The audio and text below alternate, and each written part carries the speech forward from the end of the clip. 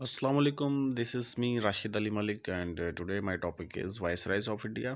तो आज इंडो पाक हिस्ट्री का टॉपिक है वायसराय ऑफ इंडिया, इसको डिस्कस करेंगे। याद रहे इससे पहले जो है एक war of independence and east India company हमने टॉपिक किया था।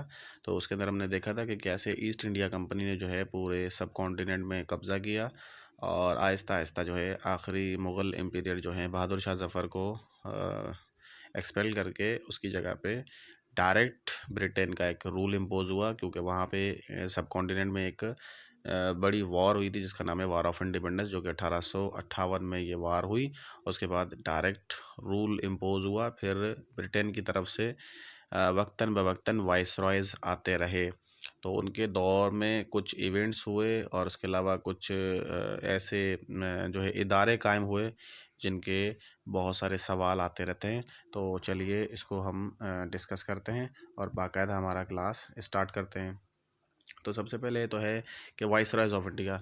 तो पहला वाइसराय जो है वो 1858 से लेकर 1862 में आया, जिसका नाम है लॉर्ड कैनिंग, और ये last governor general of India भी रहा है। तो इसमें काम की पॉइंट ये है याद रखने की कि ब्रिटेन का जो डायरेक्ट रूल इम्पोज होता है वो 1858 में होता है, लेकिन उससे पहले ब्रिटेन की जो एक ईस्ट इंडिया कंपनी है जो कि सब कॉन्टिनेंट में आई थी कारोबार के हिसाब से, लेकिन उन्होंने पॉलिटिक्स में भी हिस्सा लिया। उसके बाद जो है आगे चल के जो है इंडिया के अंदर हुकूमत भी बनाई। तो लॉर्ड कैनिंग जो है वो ईस्ट इंडिया कंपनी के लास्ट गवर्नर जनरल रहे हैं इंडिया में। लेकिन जैसे ही डायरेक्ट रूल इम्पोज होता है इंडिया के अंदर ब्रिटेन का, तो फिर वो इस पोस्ट को ख़त्म करके और ब्रिटिश ईस्ट इंडिया कंपनी को ख़त्म करके इसको एज अ वाइसराय अपॉइंट करते हैं इंडिया में। बिल्कुल ये वैसा ही पॉइंट है जैसे पाकिस्तान की हिस्ट्री में 4 गवर्नर जनरल आए, जिनमें सबसे पहले नंबर पर है कायद-ए-आज़म मोहम्मद अली जिन्ना, दूसरे नंबर पे ख्वाजा नाज़मुद्दीन, और ख्वाजा नाज़मुद्दीन पाकिस्तान के दूसरे वज़ीर-ए-आज़म भी रहे हैं। और उसके अलावा मलिक गुलाम मोहम्मद, और फोर्थ नंबर पे है सिकंदर मिर्ज़ा। तो Sikandar Mirza last governor general हैं। उसके बाद ये पोस्ट ख़त्म हो गई। फिर इसको जो है प्रेसिडेंट में कन्वर्ट कर दिया गया और पहला प्रेसिडेंट जो है वो सिकंदर मिर्ज़ा ही हैं। तो बिल्कुल ऐसे ही Lord Canning last governor general हैं इंडिया के और पहले जो हैं वाइसरॉय हैं, ठीक है। और इनके दौर में एक बड़ा इवेंट होता है कि वार ऑफ इंडिपेंडेंस होती है। बस जस्ट इनफ है ये पॉइंट्स एग्जाम के हवाले से। तो उसके बाद हम नेक्स्ट पर आ जाते हैं। जो वाइसरॉय नंबर सेकंड है लॉर्ड एलायन वन, जो कि 1862 से लेकर 1863 तक हैं। इनके दौर में जो है देख लेते हैं कि क्या काम हुआ है। On the retirement of Lord Canning the first viceroy in 1862 Lord Elgin become viceroy. तो इसके दौर में और क्या काम है कि the only noteworthy thing of his period of administration was law separation of the Wahabi Muslim sect in north west frontier. और जो है इनके दौर में कोई ख़ास काम नहीं हुआ, सिर्फ वहाबी मुस्लिम जो थे उनको जो है सप्रेस किया गया, और उसके अलावा इनको हार्ट अटैक की वजह से इनका जो है ज़िंदगी ख़त्म हुई। तो यहाँ पे जो है वाइसराय नंबर सेकंड को बस ऐसे याद रख लेंगे, 62 से लेकर 63 तक रहा है। इसका कोई ख़ास काम नहीं और हमने भी इसके आज तक सवाल नहीं देखे। अलबत्ता वाइसराय जो कैनिंग है फर्स्ट, वो काम का है, उसके सवाल हमने बहुत से देखे हैं। उसके बाद आते हैं सर जॉन लॉरेंस, जो कि बहुत ही काम का है और एनबी है। इसके याद रखना है कि 1864 से लेकर 1869 तक इसका जो है दौर रहा है। और उसके अलावा इसके दौर में पहला कॉन्स्टिट्यूशन सब कॉन्टिनेंट को मिला, जो कि 1861 में। उस कॉन्स्टिट्यूशन का नाम है 1861 इंडियन लेजिस्लेटिव एक्ट 1861। और इसका मकसद ये था कि इंडियंस को अपने साथ मिलाया जाए हुकूमत बनाने में, क्योंकि इससे पहले इनको एक जंग का सामना करना पड़ा था जिसका नाम था वार ऑफ इंडिपेंडेंस। तो इन्होंने ये सोचा कि हम एक ऐसा कानून लाएं जिसके अंदर इंडियंस को भी अपने साथ मिला के और इंडिया के ऊपर हुकूमत की जाए। तो बिल्कुल वैसा ही है जैसे पाकिस्तान आज़ाद हुआ था 1947 में। तो 1947 के बाद एकदम से पाकिस्तान को कॉन्स्टिट्यूशन नहीं मिला था। पाकिस्तान को कॉन्स्टिट्यूशन पहला जो है 1956 23 मार्च में मिला। उसके बाद 1962 में जो है दूसरा कॉन्स्टिट्यूशन मिला। और उसके अलावा जो पाकिस्तान का करंट मौजूदा कॉन्स्टिट्यूशन है वो है 1973 का आइन, जो कि जुल्फ़िकार अली भुट्टो साहब ने 14 अगस्त 1973 को इम्पोज़ किया। तो पाकिस्तान की हिस्ट्री में 3 कॉन्स्टिट्यूशन है। बिल्कुल इसी तरह सब कॉन्टिनेंट में इंडो पाक हिस्ट्री में सबसे पहला जो ब्रिटेन के आने के बाद कॉन्स्टिट्यूशन आया उसका नाम था इंडियन लेजिस्लेटिव एक्ट 1861, जो कि सर जॉन लॉरेंस के दौर में आया। तो ये पॉइंट्स इस तरह आप लोगों ने मेमोराइज करनी है एग्ज़ाम के हवाले से। तो नेक्स्ट आ जाते हैं इनके दौर में जो है ना एक और यूनिवर्सिटी कायम हुई, इदारा एक कायम हुआ यूनिवर्सिटी दारुल उलूम देवबंद, जो कि 1866 के अंदर ये जो है इस्टेब्लिश्ड हुआ। और ये फाउंड किसने किया? मौलाना आबिद हुसैन ने। And Maulana Qasim was appointed as first principal along with Maulana Mohammad याकूब। अच्छा, इनके दौरों में जो है ना जो इदारे बने, जैसे ये यूनिवर्सिटी है इस्टेब्लिश हुई 1866 के अंदर, और ये मौलाना शिबली सॉरी मौलाना आबिद हुसैन ने जो है इसको फाउंड किया। उसके अलावा इसका जो पहला प्रिंसिपल है मोहम्मद कासिम है अलॉन्ग विद मोहम्मद याकूब, और मौलाना कासिम जो है remained head of Darul Uloom till 1880 तक। तो इस तरह के सवाल जो है ना ये आते रहते हैं कि बताइए ये दारुल उलूम कब बना और किसके दौर में बना, और इनकी जो इन्फॉर्मेशन इंपॉर्टेंट है वो मैंने आपके साथ शेयर की, ये याद रखनी है ऐसे ही जैसे आपकी स्क्रीन पर शो हो रहा है। एंड उसके बाद आ जाते हैं वाइसराय नंबर 4। तो वाइसराय नंबर 4 है लॉर्ड म्यो, जो कि 1869 से लेकर 1872 तक इनका दौर रहा। और इनके दौर के दरमियान जो है पहली सेंसस हुई, यानी मर्दमशुमारी हुई इंडिया के अंदर, जो कि 1871 में हुई।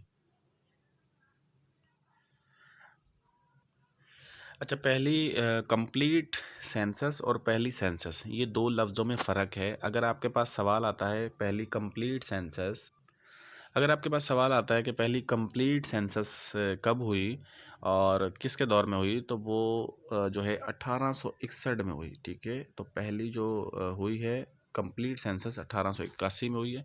लेकिन पहली जो सेंसस स्टार्ट करने वाले थे वो लॉर्ड मेयो थे, जिन्होंने 1871 में सेंसस स्टार्ट की, जो कि पूरी नहीं हुई। और उनका 1872 में मर्डर हो गया उनकी अपनी ऑफिस में। उनको एक कैदी ने मारा था जो कि ज़ात के आफरीदी थे। उन्होंने इनको इनके ऑफिस में जाकर इनको कत्ल कर दिया। तो अब यहाँ पे मेन पॉइंट जो याद करने की वो ये है कि जो पहली सेंसस थे वो 1871 में जो है कंडक्ट हुई, जो कि कंप्लीट नहीं हुई थी। लेकिन अगर आपके पास सवाल आता है कि पहली कंप्लीट सेंसस जो कंडक्ट हुई है वो कब हुई है, तो वो 1881 में हुई है। एंड उसके बाद इसके काबिले ज़िक्र पॉइंट्स यही हैं। उसके बाद नेक्स्ट वायसराय नंबर 5 जो है 1872 से लेकर 1876 तक रहे हैं। और इनके दरमियान एक ही पॉइंट है जो कि मोस्ट इम्पॉर्टेंट है, जो कि सर सैयद अहमद ख़ान ने एक स्कूल कायम किया था जिसका नाम था MAO, यानी मोहम्मदन एंजेलो ओरिएंटल कॉलेज था, जो कि इन्होंने अलीगढ़ के अंदर इस्टेब्लिश किया था 24 मई 1875 में। ठीक है, ये मोस्ट इम्पॉर्टेंट है सवाल, आगे चल के ये ही जो है स्कूल कॉलेज में बन जाता है 1877 में। उसके बाद फिर ये 1920 के अंदर जाके ये यूनिवर्सिटी की हैसियत हासिल कर जाता है। तो ये बहुत अहमियत कहाँ मिली, ये पॉइंट याद रखना है। एंड उसके बाद आते हैं वायसराय नंबर 6। तो लॉर्ड लेटिन जो है 1876 से लेकर 1880 तक रहे। और उसके अलावा इनके जो दौरे हुकूमत में जो है इन 1877 स्कूल वाज, यहाँ पे वाज आना था, जो स्पेलिंग मिस्टेक हुई है, upgraded to the status of college and was inaugurated by Lord Lytton. तो जो कि देखें कि वो MAO कॉलेज जो है 1877 में कॉलेज की जो है हैसियत हो गई इसकी, यानी कॉलेज में तब्दील हो गया। और इसकी इनाग्रेशन जो है वो लॉर्ड लेटिन ने की। और लॉर्ड लेटिन जो है organise Delhi Durbar to decorate Queen Victoria with the title of Kaiser Hind in 1877। तो ब्रिटेन की जो क्वीन थी उस दौरान 1877 में इंडिया में आई और उनको जो है कैसर हिंद के टाइटल से नवाजा गया। वो किसके दौर में और किसने किया था, ये सारा कुछ लॉर्ड लेटिन ने। और लॉर्ड लेटिन ने जो है एक एक्ट जो है इसके दौर में आया था, press freedom act sorry vernacular press act 1878। Lord Latin के दौर में ये एक्ट आया। अब इस एक्ट को जो है ना बस इतना ही याद रखना है, इसको थोड़ा सा मैं यहाँ पे थोड़ा सा बता देता हूँ कि ये एक्ट है क्या। इस एक्ट के तहत जो है मीडिया को लगाम डाली गई, मीडिया को एक स्पेसिफिक एरियाज बताया गया कि आपने ये जो है चलानी है खबरें। जैसे कि आजकल पाकिस्तान के आप हालात देख सकते हैं कि मीडिया ऐसे ऐसी रिपोर्ट चला देता है कि ना उनको पाकिस्तान की इज़्ज़त का ख्याल होता है, ना उनको पाकिस्तान के जो है ये होता है कि पाकिस्तान की दुनिया में इंटरनेशनल में इज़्ज़त हो रही है या बेइज़्ज़ती हो रही है। वो अपनी मर्ज़ी से रिपोर्ट्स चला देते हैं, ख्वाह वो मईशत के हवाले से हो, ख़्वा वो जो है दहशतगर्दी के हवाले से हो, वो इसे चला देते हैं। तो इन तरह के सिचुएशन से बचने के लिए एक एक्ट लाया गया जिसका नाम था वर्नाक्युलर प्रेस एक्ट इन 1878। तो नेक्स्ट पर आ जाते हैं। वायसराय नंबर 7 है लॉर्ड रिपन, जो कि 1880 से लेकर 1884 तक रहे हैं। और इनके दरमियान जो है एक एक्ट आया गया, इन्होंने फैक्ट्री एक्ट 1881 जो है इनके दौर में आया गया। और इसके अंदर जो है चाइल्ड लेबर को प्रोहिबिटेड किया गया, यानी चाइल्ड लेबर जो है वो जो कानून है कि बच्चों को एक लिमिटेड के इतनी एज तक जो है उसको मजदूरी मेहनत नहीं करवाई जा सकती, उसके खिलाफ जो है जुर्माने लगेंगे अगर ये खिलाफ वर्जी हुई तो ये फैक्ट्री एक्ट है, ये आप याद कर सकते हैं। उसके अलावा है Lord Ripon pass local self government act 1882 was founder of local self government system in India. तो ये मोस्ट इम्पॉर्टेंट पॉइंट है और बहुत ही काम का पॉइंट है, रिपीटेड सवालों में से एक सवाल है ये कि लॉर्ड रिपन ने जो है ना गवर्नमेंट एक्ट इन 1882 में दिया, जिसका काम था कि लोकल सेल्फ गवर्नमेंट है। ये लोकल गवर्नमेंट वो होती है जैसे हमारे पास जो है वो इक़्तिदार लोकल लेवल पे आ जाता है, नीचे आ जाता है। जैसे हमारे पास नाज़िम सिस्टम है, काउंसिल है, नायब नाज़िम है, तो ये देख सकते हैं कि आप गवर्नमेंट जो है वो नीचे लेवल तक, लोकल लेवल तक आ गई है। तो इसका बेसिकली फाउंडर जो है ना वो लॉर्ड रिपन है।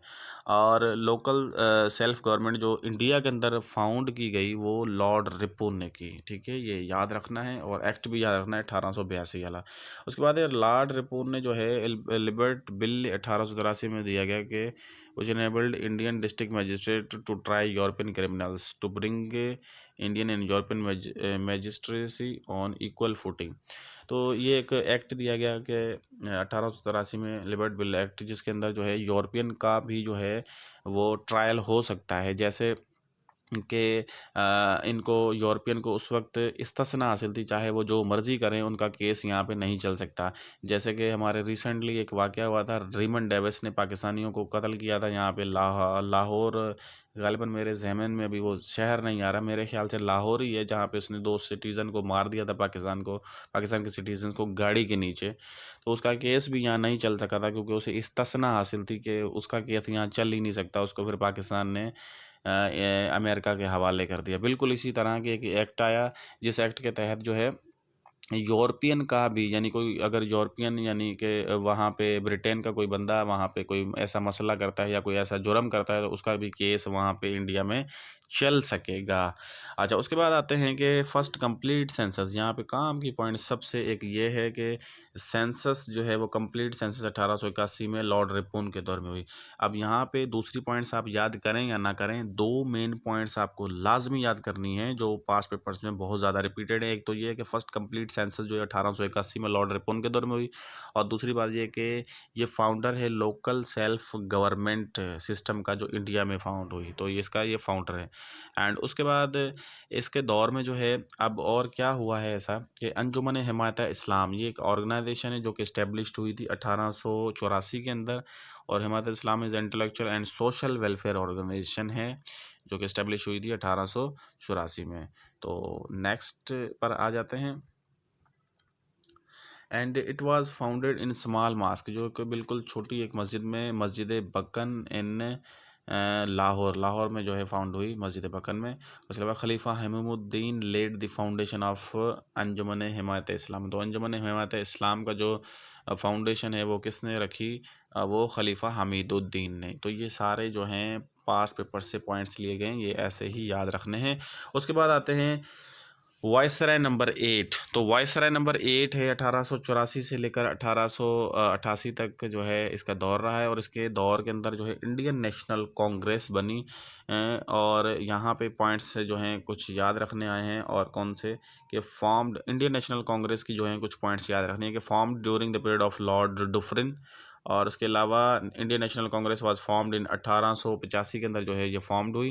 And it was founded by sir Allan Octavian Hume. तो ये जो फाउंड की गई उसका नाम भी याद रखना है, सर एलन ऑक्टविन ह्यूम। उसके अलावा WC Banerjee was the first president of Indian National Congress. तो इंडियन नेशनल कांग्रेस का जो पहला प्रेसिडेंट है उसका नाम है WC बनर्जी। तो ये इंडियन नेशनल कांग्रेस का कारनामा जो है ना लॉर्ड डुफरिन के दौर में आया, और लॉर्ड डुफरिन के दौर में काबिल ज़िक्र पॉइंट यही है। और इंडियन नेशनल कांग्रेस के जो गिने चुने मैंने 4 पॉइंट्स लिखे हैं, ये चारों काम के हैं और चारों पास पेपर से लिए गए हैं। तो इसमें से कोई भी चीज़ स्किप करने की नहीं है, सारी याद करनी है। और उसके बाद एक इदारा कायम हुआ, एक यूनिवर्सिटी कायम हुई, सिंध मदरसतुल इस्लाम, जो कि कराची में 1885 में जो है इस्टेब्लिश्ड हुई। और इसको फाउंड करने वाले थे सैयद हसन अली आफंदी। तो ये भी बहुत ही इंपॉर्टेंट पॉइंट हैं एग्ज़ाम के हवाले से, ये भी आप लोगों ने याद रखनी है। ये भी लॉर्ड डुफरिन के दौर में जो है यूनिवर्सिटी बनी। और उसके बाद वायसराय नंबर 9 है लॉर्ड लैंसडाउन, जो कि 1888 से लेकर 1894 तक इनका जो है दौर हुकूमत रहा।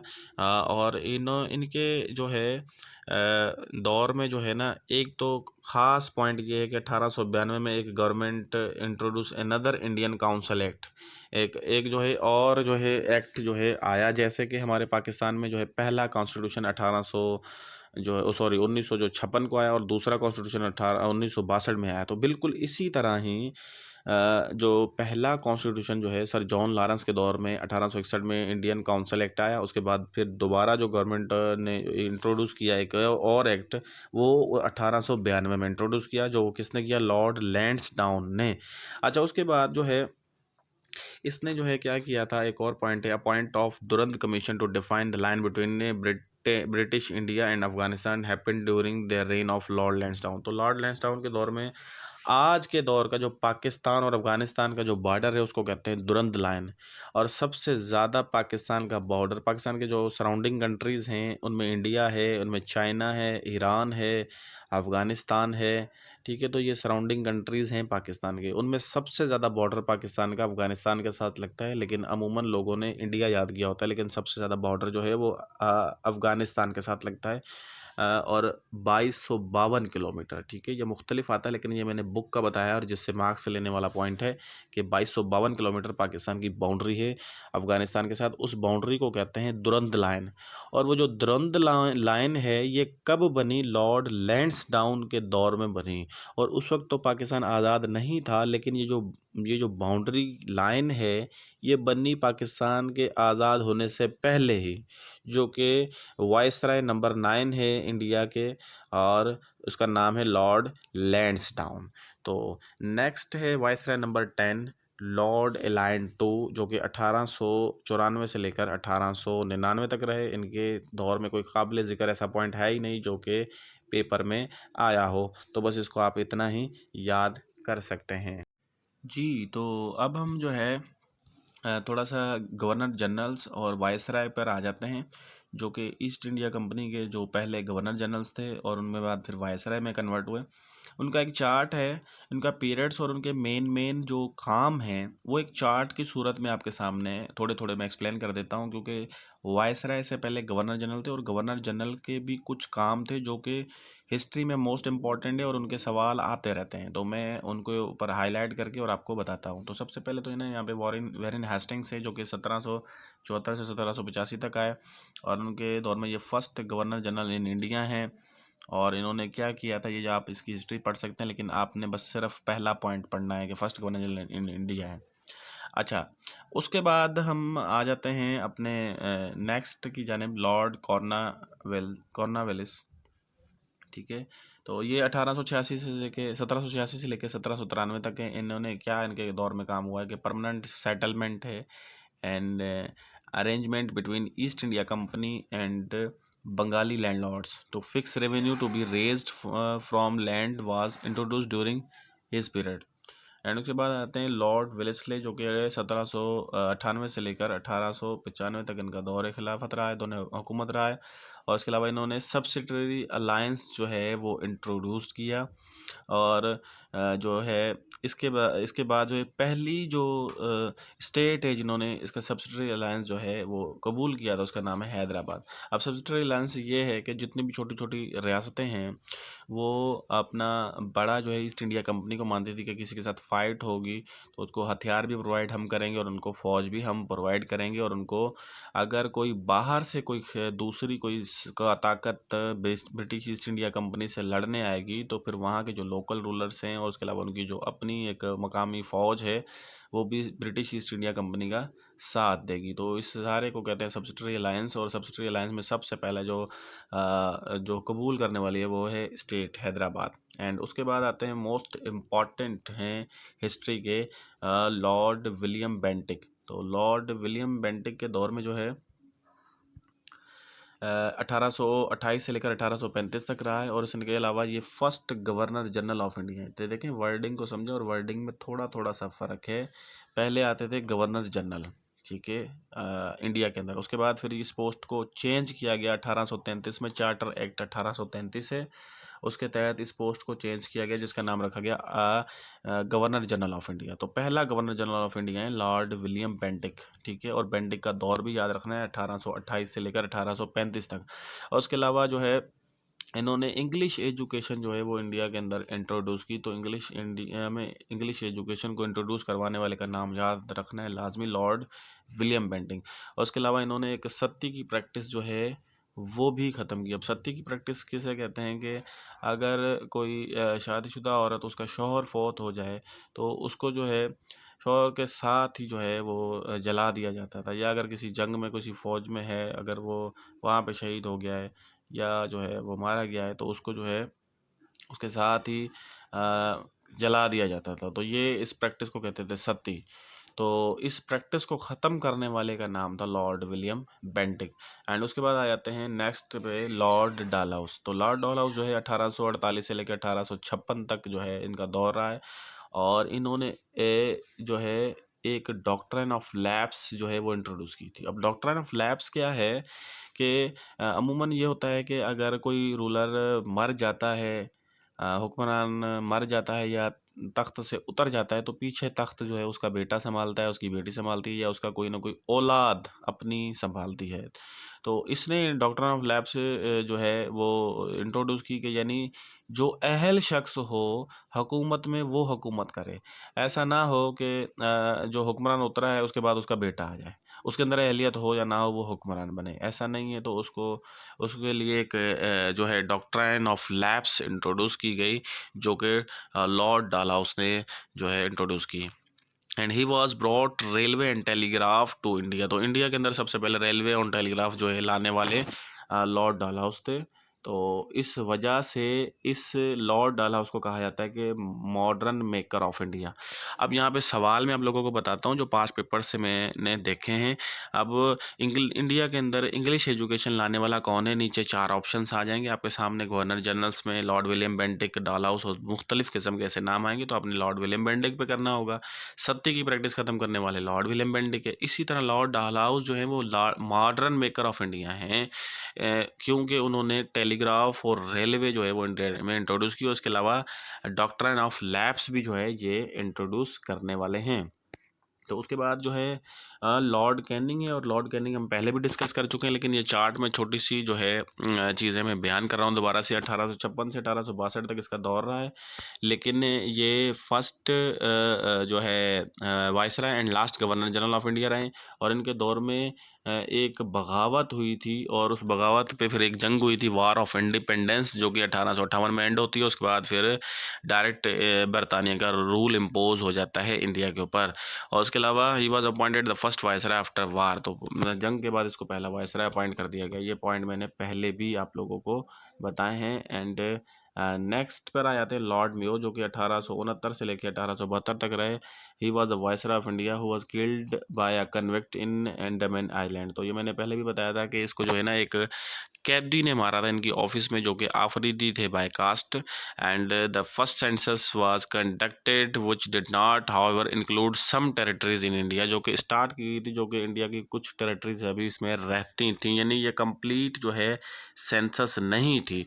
लेकिन सेंसस स्टार्ट जो है सबसे पहले लॉर्ड मेयो ने की थी, और इनके नाम पे एक हॉस्पिटल भी है, एंड वो मेरे ख्याल से लाहौर में है, मेयो हॉस्पिटल। तो आगे चलते हैं नेक्स्ट। And Lord Latin. तो लॉर्ड लैटिन का दौर जो है वो 1876 से 1880 तक रहा है। दिल्ली दरबार, ये मैंने पहले ही चीज़ें एक्सप्लेन की हैं। और उसके अलावा जो है इन्होंने कैसर हिंद के जो है वो विक्टोरिया जो क्वीन विक्टोरिया आई थी उनको प्रोक्लेम किया था कैसर हिंद से। और वो डेट कौन सी थी आपने याद रखनी है, ईयर 1877। डेट याद हो ना हो, ईयर याद रहो। उसके बाद लॉर्ड रिपू ने, इसके मैंने में तफसीली पहले भी बताया कि 1880 से 1884 तक। उसके अलावा जो है इसने क्या किया है कि पहली कंप्लीट सेंस जो है 1881 में की। और उसके अलावा ये पहला लोकल गवर्नमेंट मतलब फाउंडर है सेल्फ गवर्नमेंट एक्ट का। जो गवर्नमेंट एक्ट लोकल गवर्नमेंट है वो इंडिया में सबसे पहले जो फाउंड करने वाले हैं वो है लॉर्ड रिपोन। एंड उसके बाद नेक्स्ट आ जाते हैं लॉर्ड डोफरिन, जो कि 1884 से 1888 तक रहा है। और इसके जो है हुकूमत के दरमियान जो है इंडियन नेशनल कांग्रेस जो है वो बनी। और इंडियन नेशनल कांग्रेस के 4 पॉइंट्स मैंने पहले भी डिस्कस किए हैं, वो आप लोगों ने अच्छे से याद रखने हैं। एंड उसके बाद एक और आते हैं लॉर्ड कर्जून, जो कि 1899 से लेकर 1905 तक ये रहे हैं। और इनके दरमियान जो है पार्टीशन ऑफ बंगाल, बंगाल जो है वो 2 हिस्सों में टूट गया, East Bengal and West Bengal. तो बंगाल एक ऐसा प्रोविंस था जिसके अंदर जो हैं तकरीबन Hindu and Muslims half of population में डिवाइड थे। तो बंगाल को जो है वो तोड़ दिया गया 2 हिस्सों में, एक मुसलमानों को दे दिया गया, एक नॉन मुस्लिम यानी कि हिंदूज़ को दे दिया गया। और उसके अलावा फिर इसके खिलाफ एक मूवमेंट चली जिसका नाम है स्वदेशी मूवमेंट। तो ये थे मुख्तलिफ जो है वाइसरायज़, जो कि 1858 से लेकर 1947 तक जो है चले। लेकिन 1947 मैंने आज की क्लास में जो है आप लोगों को 1858 से लेकर तकरीबन 1905 तक पढ़ाए हैं। और इनके दरमियान जो मुख्तलिफ इवेंट्स हुए हैं या मुख्तलिफ इदारे, यूनिवर्सिटीज़, ऑर्गेनाइजेशंस जो बनी हैं वो मैंने आप लोगों को बताई हैं, या पॉलिटिकल पार्टीज़ बनी हैं। ये सारे 5 पेपर से सवाल लिए गए हैं मुख्तलिफ टेस्ट में से। तो आज का क्लास मेरा एंड हुआ। इंशाल्लाह नए क्लास में, न्यू क्लास में, नेक्स्ट क्लास में एक नए टॉपिक के साथ आपके सामने हाजिर होंगे। तब तक के लिए मुझे इजाज़त दीजिए। अल्लाह हाफिज़।